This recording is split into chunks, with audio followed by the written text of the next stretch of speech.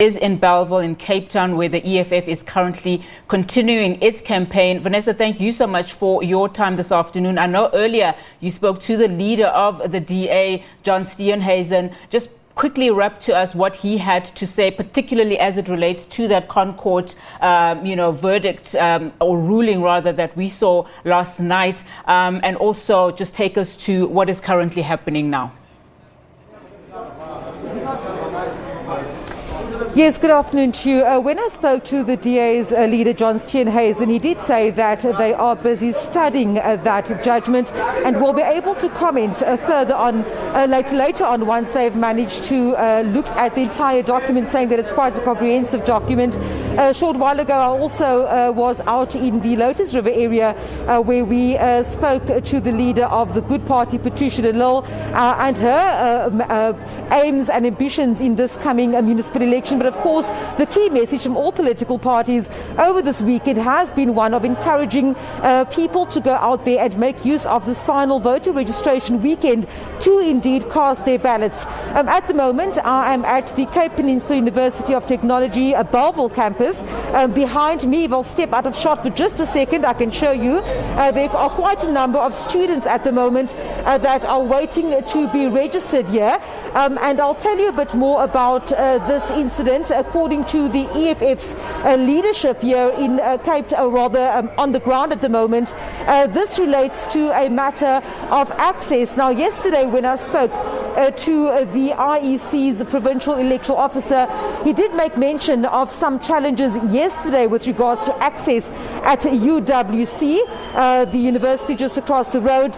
This afternoon, literally about an hour ago, I had another interview with Mr. Hendrickse asking about the way the process has unfolded here in the Western Cape, saying that as for yesterday, the entire day, the Western Cape had managed to garner some 57,000 registrations, and that's in total online, as well as at the various voting stations. Did not say to us that there were some issues with the opening of one voting station earlier this morning, but that it's had no impact on the process unfolding. At the moment here at CPUT, I'm joined by the EFF leadership at the moment. Sinawo Tambo is going to speak to us about some altercations that may have transpired. Good afternoon to you, Sinawo.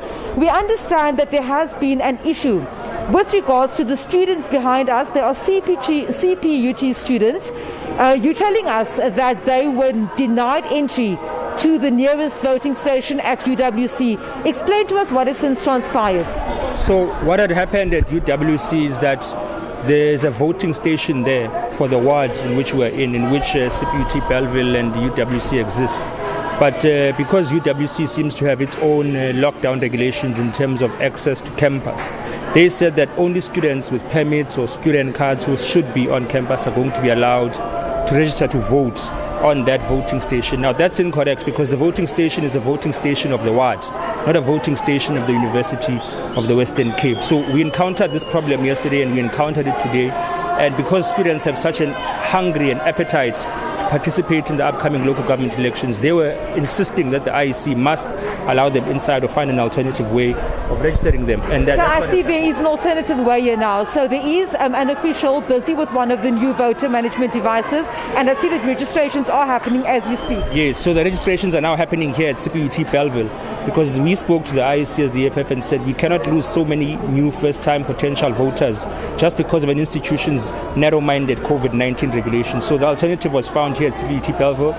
We are thankful that the IEC was able to heed to sanity and allow our democratic process to proceed without stopping anyone from their democratic right to participate in elections.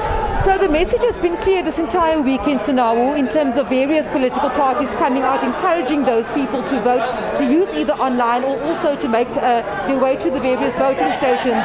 This is the targeted segment, I would think, young people. I spoke to a first-time voter just now. She's 19 years old. It's the first time registering. And you're saying that this is important in the final hours of this voter registration weekend to get young people like this on board. Absolutely. I mean, young people are the future of this country. They constitute the majority. They're the most massively unemployed, dejected, excluded from financial aid in institutions of higher learning. So it is them who must register to vote and decide who their leaders must be.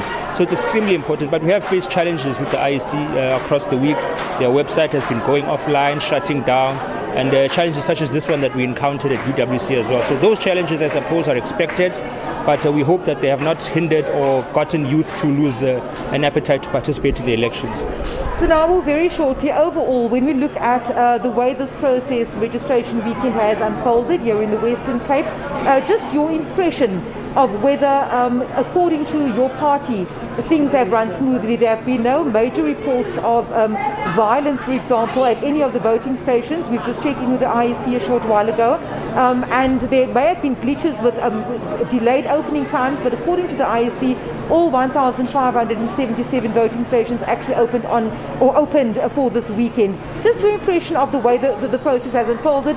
Of course, I understand in this instance you have an issue with the UWC matter. General view.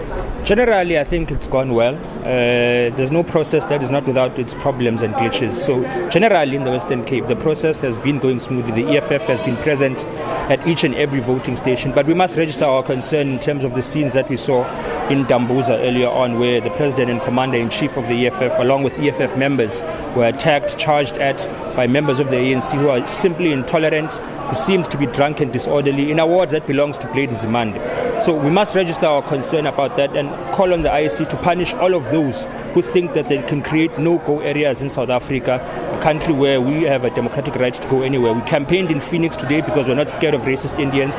We'll campaign in any area in this country because we are a national organization and no one is going to tell us where we're not supposed to be during an election period. Sinao Tambo, thank you very much for speaking to us. Of course, Sinao Tambo there from the EFF, highlighting some of the issues specifically here among the student community at CPUT. We do know that there is an official from the IEC and they are busy with those registrations as we speak. Let me bring in here Mr. Gadi, also from the EFF. Just in terms of, Mr. Gadi, good afternoon to you. In terms of the EFF's plan, of course, for not just the Cape Metro but also for the Western Cape. I know you've been out, the message has gone out there to get everybody registered. That's the first point. So your message and registration is important. That's the first point. Registration and then your plans as the EFF in the Metro as well as in the Western Cape. We have distributed more than 100,000 flyers calling on the communities to register to vote and to change their addresses, because most of our African people are registered either in KwaZulu-Natal, in Soweto. They came here as students or as workers and they will be here on the 1st of November. They must change their addresses so that they will be able to vote to vote here. We have been able to reach out to all and sundry. As we can see, we are here with the students and we are very proud and excited about the involvement and the vroom that is brought by the young people into this registration campaign. Mr. Gadi, so we understand that the EFF has plans for the Cape Metro after November 1. Tell us a bit about those plans. We will be dealing with the issue of housing, the issue of land, the issue of water, the issue of electricity and formalization of all informal settlement and building quality houses to restore the dignity of our African people who are now currently the subject of racism and victims of the racism of the DA-led government of the Cape Metro. You were talking about ousting the DA in Cape Town. The DA currently an outright majority here in Cape Town. And you're saying that you stand a very good chance of disrupting that status quo. Definitely. We have seen the DA falling from about 67% of governance of the Cape Metro to about 55%. I mean, they had about 800 and something thousand votes in the Cape Metro alone in 2016. But in 2019, they went down to about 730,000 votes. They went down with almost over 100,000 votes in the Cape Metro alone because of the arrival of the EFF. We are going to be proceeding from that momentum and make sure that the EFF, as it has been growing from 30,000 to 40,000 in 2016 and to 70,000 actually in 2019. So we should be reaching, passing the mark of 100 or more thousand of votes in the Cape Metro EFF and actually bring down the DA from to even less than 45%. Mr. Gardi, thank you very much for your time today, Sir. Godric Gardi, of course, they're from the EFF, talking to us about this party's plans for the November 1st poll.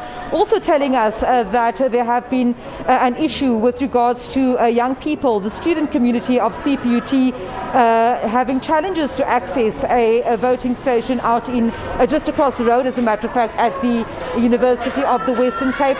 Of course, speaking to the IEC a little earlier on, just confirming again that there have been no incidents of violence reported, say for an isolated incident yesterday out in Malmesbury, but saying that they are quite satisfied with the manner in which this final voter registration weekend has gone and proceeded in various across the province.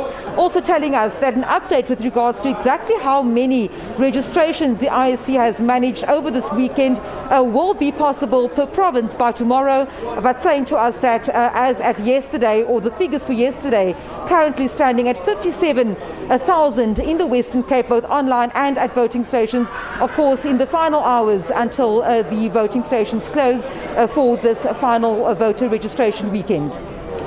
Vanessa Poonah, thank you so much for that update. I know, like the rest of our colleagues, you've been out there the whole day today. So I'm not going to let you go for now, but we will definitely catch up with you as we head to 5 o'clock before those voting stations close. Thank you so much for your time, Vanessa.